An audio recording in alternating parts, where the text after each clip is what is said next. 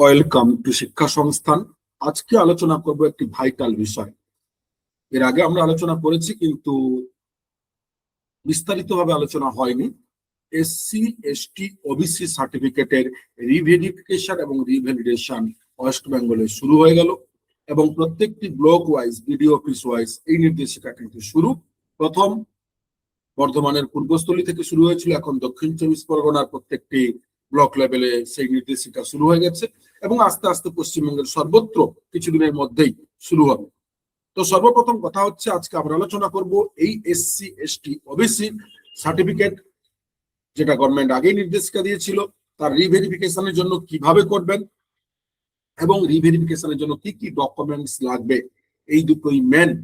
তাই কিভাবে করবেন না, প্রথমত আপনারা অনেক জেলায়, যেমন দক্ষিণ চব্বিশ পরগনার ক্ষেত্রে কি করছে না, প্রত্যেক ব্লক লেভেলে বাড়ি বাড়ি গিয়ে বিএলও অফিসার যারা ছিলেন ভোটার লিস্টের সময়, তারা বা কেউ গিয়ে কি করছে, একটি ফর্ম দিয়ে আসছে। যাদের এসসি এসটি ওবিসি সার্টিফিকেট রয়েছে, তালিকা অনুযায়ী তাদের একটি ফর্ম দিচ্ছে। সেই ফর্মটা ফিল আপ করতে হচ্ছে, এবং ফর্মটা ফিল আপ করার পরে সম্পূর্ণভাবে সেই ফর্মটা নিয়ে পঞ্চায়েত প্রধান যিনি রয়েছেন, কিংবা যিনি মিউনিসিপ্যালিটি কর্পোরেশন সেক্রেটারি রয়েছেন বা চেয়ারম্যান আর কি, তার কাছ থেকে ওই ফর্মে একটা সিগনেচার করতে হচ্ছে।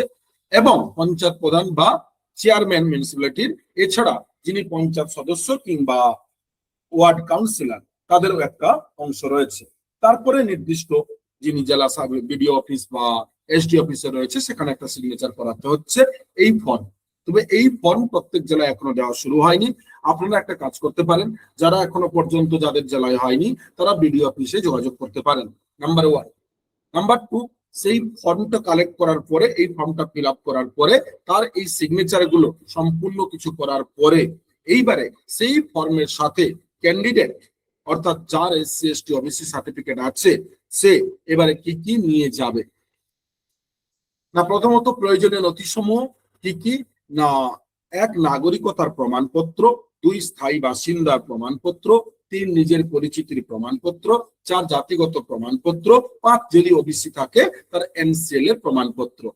তাহলে এই যে 5টা ডকুমেন্টস, এই 5টা ডকুমেন্টস কি কি আবার ডিটেলস আমরা আলোচনা করব। নাম্বার 1, নাগরিকতার প্রমাণপত্র ক্যান্ডিডেটের নিজের, অর্থাৎ 4 ওবিসি কিংবা এসসি কিংবা এসটি সার্টিফিকেট রয়েছে প্রত্যেকের জন্য।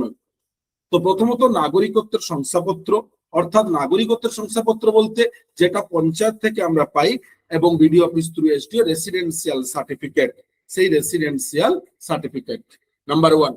নাম্বার 2, ভোটার কার্ড, নিজের এবং বাবা এবং মায়ের দুজনের, তথা এপিক কার্ড একে বলা হয়।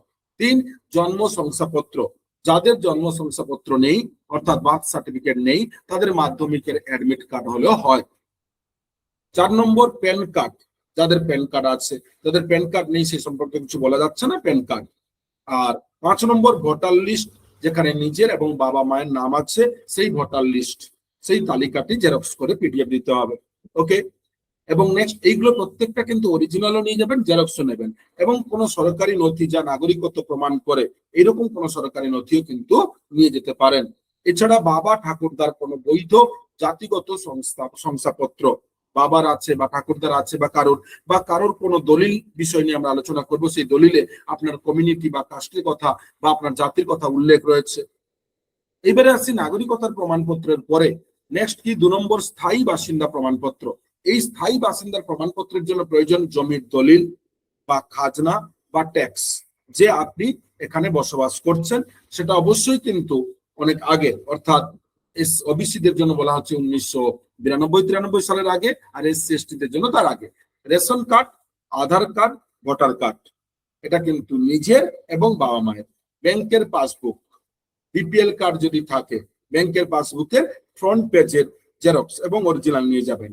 আবেদনকারীর জন্ম শংসাপত্র বা মাধ্যমিকের অ্যাডমিট কার্ড আগে দেওয়া আছে, এখানে আবার রেশন কার্ড।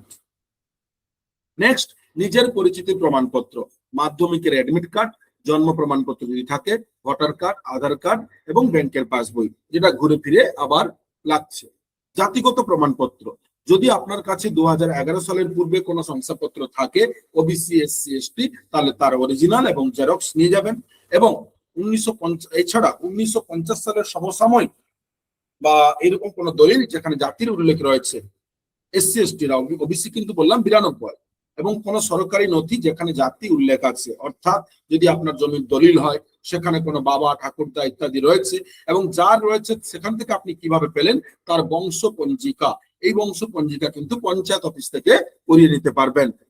নেক্সট, এনসিএল, যারা ওবিসি তাদের এনসিএল এর প্রমাণপত্র, ওবিসি সার্টিফিকেট ধারীদের জন্য এনসিএল এর প্রমাণপত্র মানে ইনকাম সার্টিফিকেট, পঞ্চায়েত অফিস অর্থাৎ এবং মিউনিসিপ্যালিটি অফিস এবং বিডি অফিস থেকে। বাবা ও মায়ের শেষ 3 বছরের যদি আয়কর সংক্রান্ত নথি, যদি তিনি ইনকাম ট্যাক্স দেন বা এটসেট্রা, সমস্ত ব্যাংকের বাবা এবং মায়ের অ্যাকাউন্ট এবং তার পাসবুক জেরক্স, সরকারি কিংবা বেসরকারি সংস্থা যদি কাজ করেন তার পে স্লিপ, যদি কেউ কোনো কিছুই করেন না, বাবা মা হয়তো মানে চাষবাস করেন, কাজ করেন লোকের বাড়িতে ইত্যাদি, সেক্ষেত্রে কিন্তু ইনকাম অর্থাৎ পঞ্চায়েতের যে ইনকাম সার্টিফিকেট যেটা থ্রু ভিডিও রিকগনাইজ, ওটা হলেই হবে। এই প্রত্যেকটা অরিজিনাল এবং জেরক্স। তার মানে মোদ্দা কথা যদি আমরা বলি যে কি কি ডকুমেন্টস প্রয়োজন হচ্ছে, না মেন ডকুমেন্টস হচ্ছে নাম্বার 1, আমরা একটু লিখে লিখে বলে দিই। প্রথমত একজন ক্যান্ডিডেটের সর্বপ্রথম তার হচ্ছে যদি তার বার্থ সার্টিফিকেট থাকে তার বার্থ সার্টিফিকেট, আর যদি না থাকে তার মাধ্যমিকের অ্যাডমিট কার্ড, নাম্বার 1।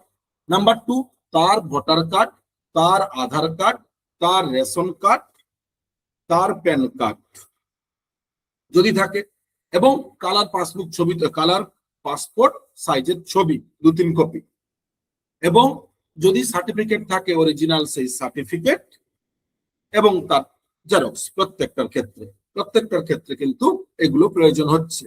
এইবারে এটা ক্যান্ডিডেটের নিচে। এবারে বাবা মায়ের কি লাগবে, না বাবা মায়ের ক্ষেত্রে তাদের ভোটার কার্ড, আধার কার্ড, এবং হ্যাঁ এখানে আরেকটা রেশন কার্ড লাগবে বলা হয়নি, এবং ভোটার লিস্টে যে নাম রয়েছে বা সেখানে ক্যান্ডিডেটেরও থাকবে। এইবারে বাবা মায়ের ক্ষেত্রে ভোটার কার্ড, আধার কার্ড এবং বাবা মার রেশন কার্ড, বাবা মার প্যান কার্ড এবং বাবা মার ভোটার লিস্টে নাম রয়েছে সেই ভোটার লিস্ট তালিকা, সেটা তো আর অরিজিনাল পাওয়া যায় না, পিডিএফ এবং জেরক্স প্রিন্ট আউট করে নিতে হয়, এবং ব্যাংকের পাসবুক, যতগুলো ব্যাংকে অ্যাকাউন্ট আছে তার পাসবুক, এবং ক্যান্ডিডেটের ক্ষেত্রেও সেম, তার পাসবুক লাগবে ফ্রন্ট পেজ। এছাড়া কি এবারে হচ্ছে কি না কাস্ট সার্টিফিকেট যেটা ছিল, যদি বাবা মার থাকে, কারোর বাবার থাকে তাহলে সে বাবার, মায়ের তো হয় না, বাবার কাস্ট সার্টিফিকেট।